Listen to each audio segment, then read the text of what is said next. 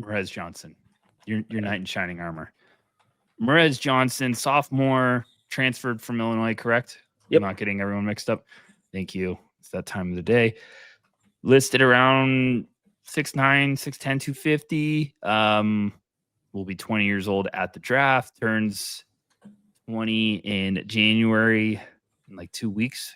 Shout out that. But stats for the year, 14.3 points, 7.1 rebounds, 1.1 assists, 1.3 blocks, 23 minutes, splits of 67, 40, 81. Did I miss anything? Just that he rocks. Yeah, he rocks. So sell me this pen. Shout out to Corey and Albert. For the new folks that are getting caught up, Merez Johnson. Is your team playing soft? Can you not get a rebound? Do you need some actual energy and effectiveness and defensive versatility? Here we go. I still think he's by far the most underrated player in this draft. Not just big. I think he's the most underrated player. I think he's doing exactly what we hoped Jane Quains would do this year. And his numbers are ridiculous. BPM of 12.6, effective field goal rate 68.7, rebounding rates of 12.4 on offense, 18.5 on defense, 5.9 block rate, 2.1 steal rate, 69.4% from 2, 40% from 3. He's only taken 10 attempts, but I buy it. And if you're like, well, he's on one of the best teams in the country, he's a situation merchant. He's feasting off of the gravity of Yaxel and the Daimara. It's like, well, he did almost the exact same thing at Illinois last year in a completely different context with completely different coaching and role and all of that kind of stuff. His numbers are absurd, but then you actually just watch him and it's the constant energy. It's the relentlessness, cutting to the rim, running in transition, getting back on defense, crashing the boards, combined with it's the same chaos from last year and over FIBA, but now also combined with the game slowing down around him where he's more composed in traffic. He's stringing together some post moves on finishes, occasionally finding a kick out pass. The passing has to improve. I'm not saying he's perfect in any of these, but all of this is really translatable, and it's everything that you dream of when you're looking for someone contributing to winning basketball, and he does it every single night. I think he's fantastic. I think this is the one big prospect that we always see a very favorable boost for a couple guys around March Madness. I think Merez could be one of those that gets a really big boost. And it's because of the situation he's in, the context of that Michigan team is unbelievable. They're going to be a national championship real like wagon contender as long as they stay healthy and everything. But especially now that they lost the game, I'm convinced those are always good for your title chances. I think you watch some of their games, or if you box score Chase, you're going to be like, well, why did he not show up this game? Why didn't he not show up? And it's like, well, because look at Mara and Yaxelberg, like Yaxel Lindenberg, that game, like those guys go nuts. He just is putting together smart performances. I actually think there's I feel better about his playmaking than Hannes. I like the flashes more because there's some accuracy stuff. I think the accuracy is better. Yeah. Yes, there's some good reads. There's some stuff where you're like, you could build off of that.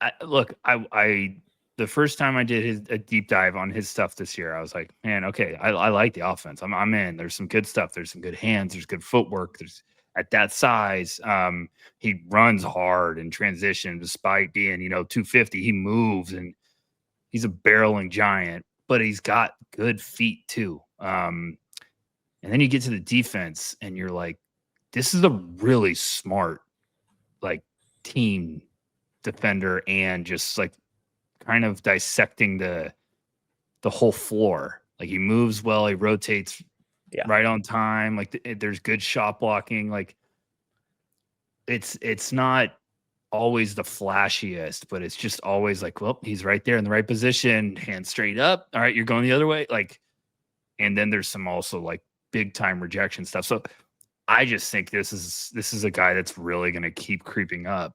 And that's where this class gets interesting because I feel like everyone's kind of looking at the top right now, like, okay, we're waiting a little bit. And then you're like, yeah, but Merez just keeps slowly coming up. Like Yeah.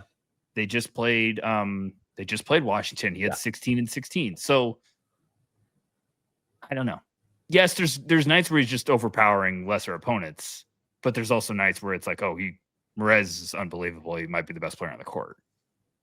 Which he was in that Washington game. Yeah. And he has been a lot of the times. And even when he's not the best guy on the court, he's the most consistent. You almost always know exactly what you're getting out of him. And it's really rare to see a guy 6'9", 250 legitimately sit down in a defensive stance, slide his feet, switch pick and rolls, take on point guards, and then effortlessly switch into defending a big and then collapsing down and for the help block.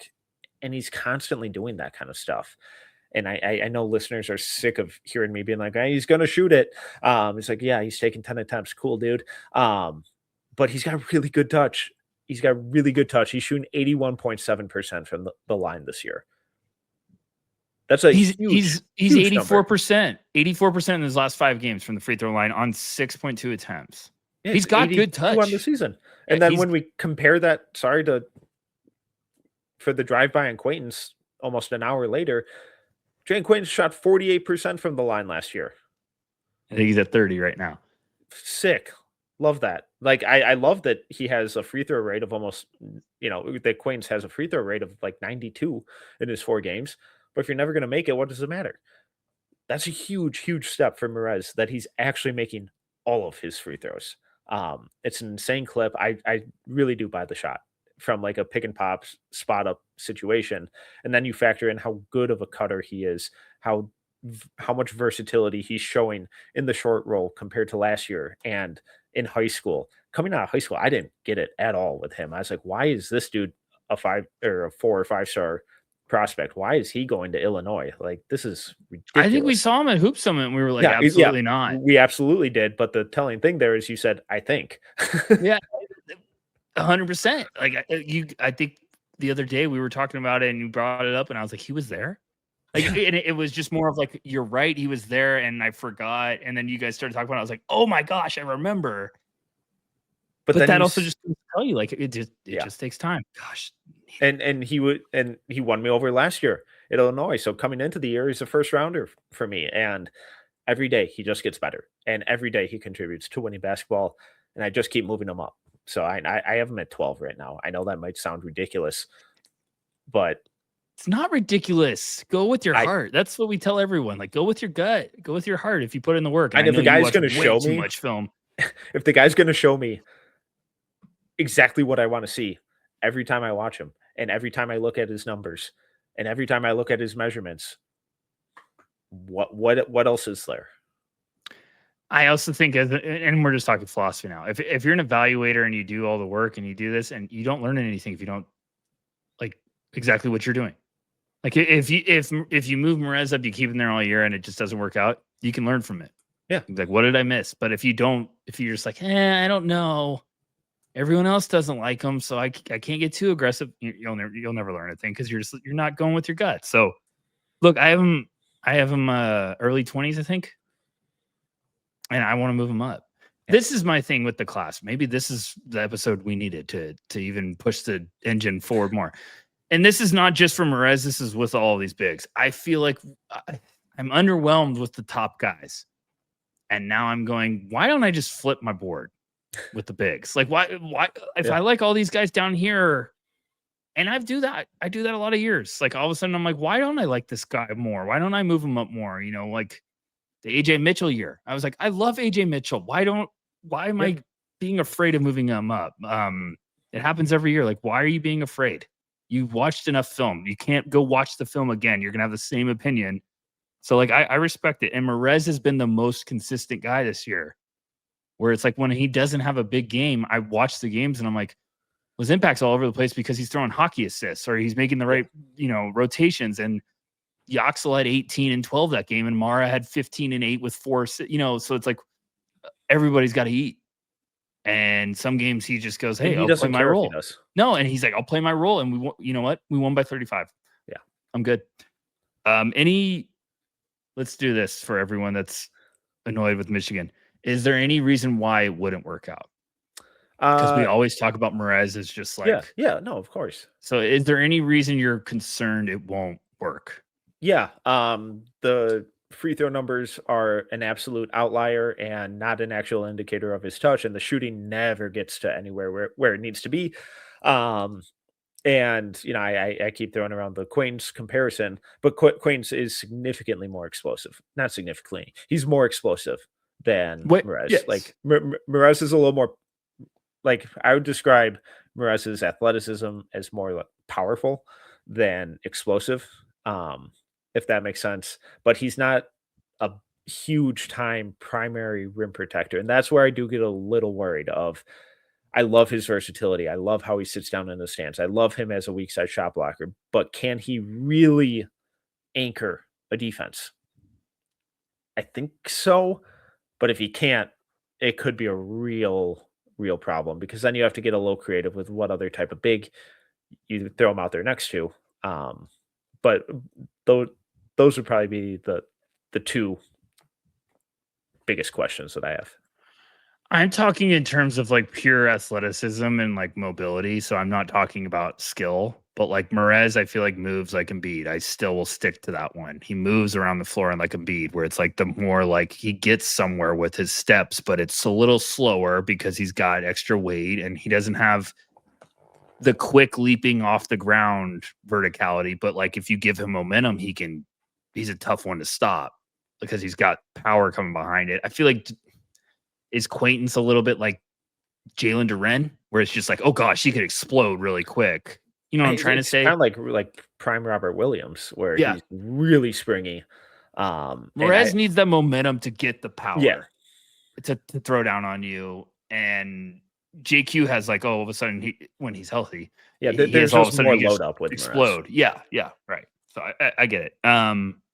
Anything else? Or let's move on. I know we're having way too much fun with this one. Last thing with Merez, when we did our preseason hot take or bold prediction or whatever episode, I said Merez was going to be Michigan's first drafted player. Sticking by it. You might not be wrong there, because I know everyone loves Yoxel and every fan right now loves to put Yoxel pretty early in their mocks, but I know how NBA teams think, and I don't think that's going to happen. And I love Yoxel. I'm the CEO of the fan club. Okay,